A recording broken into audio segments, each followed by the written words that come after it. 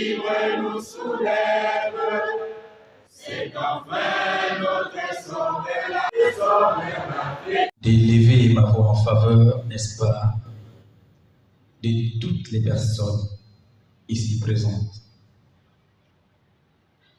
Parce que nous savons que Dieu est notre Créateur et c'est grâce à lui que aujourd'hui nous sommes ici présents.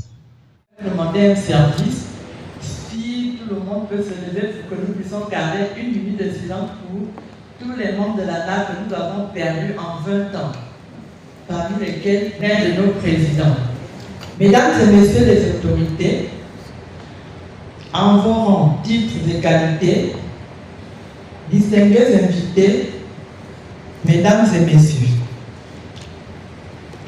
en ce jour spécial pour les membres de l'Association nationale des aveugles et amblyopes du Gabon, ANAG, au moment où nous célébrons les 20 ans d'existence de notre association, l'honneur m'est fait de prendre la parole pour vous souhaiter la bienvenue à cette manifestation.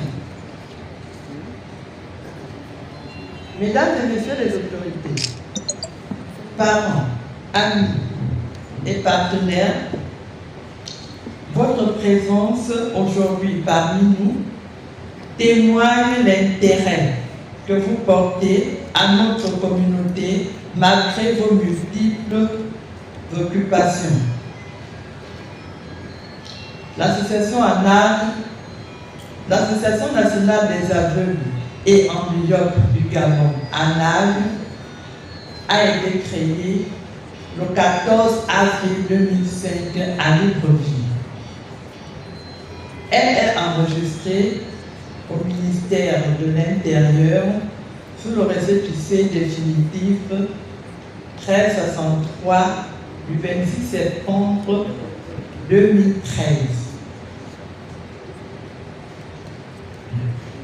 C'est une association apolitique, à but non lucratif et à caractère social. Elle vit des dons, de legs et des cotisations de ses membres. Son siège est situé au quartier Dialon, Cité Rose, notamment au 6e arrondissement de la commune de Libreville. La NAG est organisée comme suit: une assemblée générale, un comité directeur, un comité des femmes, un comité des sages et un comité des jeunes. La NAG compte à ce jour 150 membres actifs sur le plan national. La liste n'est pas exhaustive. Ces membres sont repartis comme suit: 65 femmes, 67 hommes, 18 enfants, à savoir 9 filles et 9 garçons. La NAG compte une vingtaine de membres bénévoles qui l'accompagnent dans toutes ses activités. L'association ANAG a pour but le soutien et l'épanouissement de tous ses membres dans les domaines de l'éducation, la formation, la sensibilisation et l'autonomisation. Je prie que Seigneur t'avertisse sur le partage. Tout ce qui sera fait en ce lieu, nous ne pouvons pas toutes les citer. La NAG a déjà organisé 6 éditions de la Journée internationale de la canne blanche, à savoir en 2013-2014, nous avons co-organisé avec l'Union nationale des aveugles et malvoyants du Gabon. Édition 2021, l'association ANAG a également co-organisé la journée internationale de la canne blanche avec l'Union francophone des aveugles, en abrégé l'UFA. En juin 2023, notre association a organisé une opération d'enrôlement, une opération d'assistance aux membres de la NAG à l'enrôlement aux élections présidentielles jumelées 2023. Au mois de septembre 2024, nous avons également organisé une opération d'assistance en faveur de nos membres à l'établissement des cartes d'identité nationale électronique, en abrégé CNIE. 45 membres ont été bénéficiaires de ces cartes. Le 3 novembre 2024, l'association a lancé une campagne concernant la scolarisation des enfants aveugles et en myope membres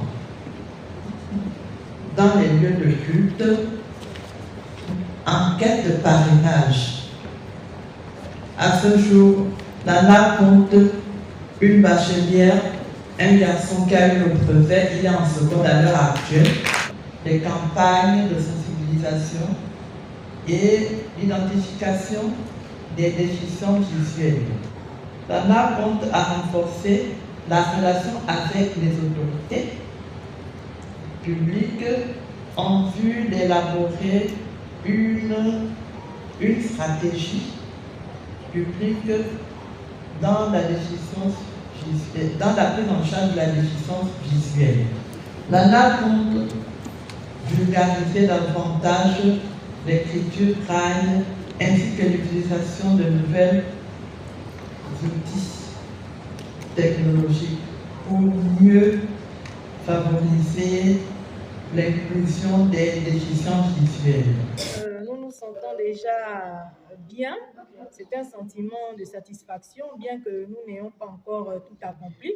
Mais déjà, le fait d'avoir 20 ans de parcours, on a gagné plusieurs batailles, mais on espère qu'avec le nouveau président et la 5e République, nous irons encore plus loin, façon de Libreville.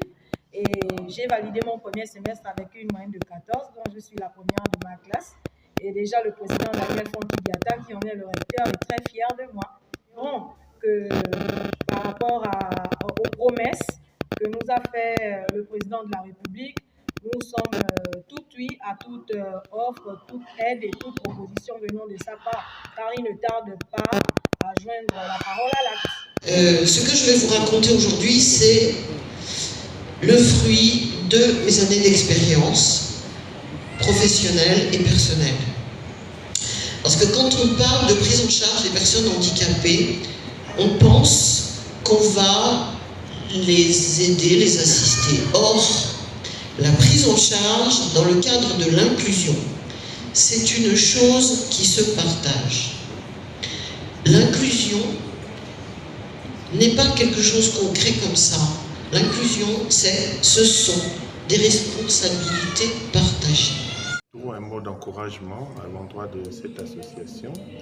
Vous savez, le monde associatif, c'est un partenaire privilégié des autorités gouvernementales et c'est à ce titre que le ministère des Affaires sociales et de l'Inclusion a répondu à l'invitation de nos partenaires et leur accorder leur soutien, étant donné que nous sommes complémentaires sur le terrain et que ces associations sont promptes à être là où nous ne sommes pas, par exemple. Que je connais, je vais même vous dire que beaucoup de membres de cette association ont été mes élèves parce que moi-même je suis enseignant spécialisé pour déficients visuels. Donc c'est vraiment important de les voir sur le terrain parce qu'il faut qu'ils s'approprient eux-mêmes leurs conditions et puis l'État ne fait que venir en aide. La NAG est une association mais je tiens à vous informer qu'il y a une fédération des associations. Et à ce titre, le gouvernement de la République, notamment à travers le ministère des Affaires sociales et de l'Inclusion, assiste en donnant des subventions à ces grandes structures comme la fédération qui reçoit une subvention de l'État et qui, il n'y a pas longtemps, on a encore organisé à Fougamou la journée du handicap. Tout ça a été fait. J'ai l'habitude dans les conférences, partout dans le monde où j'ai voyagé. Le gouvernement de la République a un regard particulier sur le fonctionnement et sur ses citoyens surtout qui s'approprient eux-mêmes leur destin.